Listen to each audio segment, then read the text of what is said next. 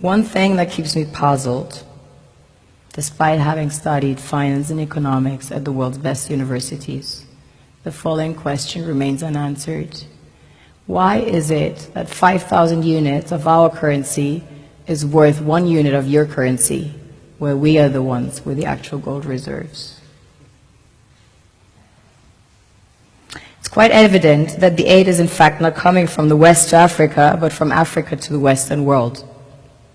The Western world depends on Africa in every possible way, since alternative resources are scarce out here.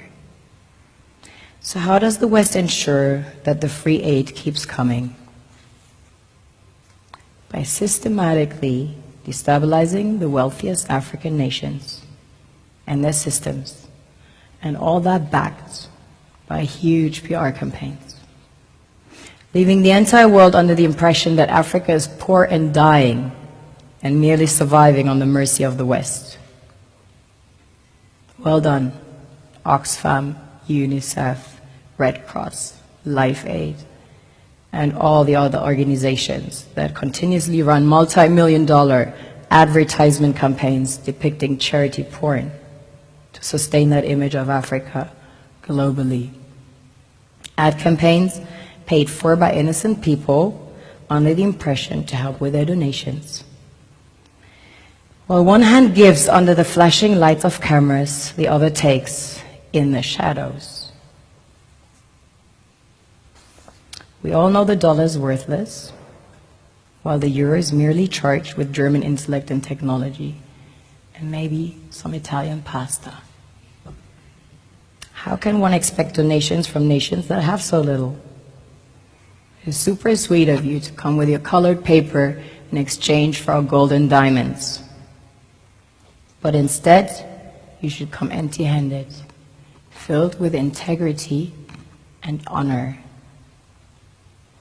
We want to share with you our wealth and invite you to share with us. The perception is that a healthy and striving Africa would not disperse its resources as freely and cheaply, which is logical.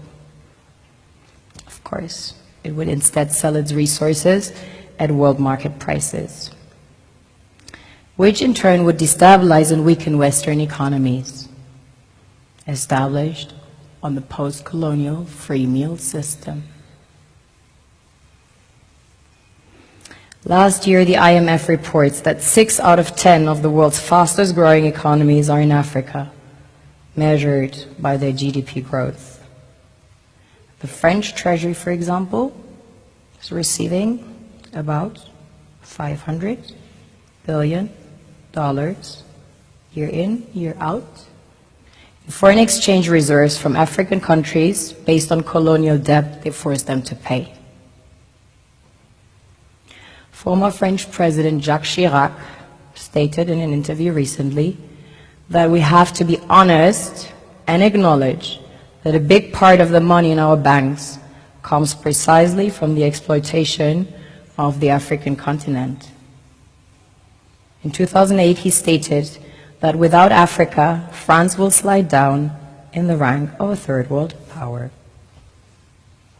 This is what happens in the human world, the world we have created. Have you ever wondered how things work in nature?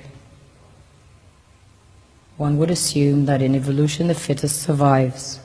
However, in nature, any species that is overhunting, overexploiting the resources they depend on as nourishment, natural selection would sooner or later take the predator out, because it offsets the balance.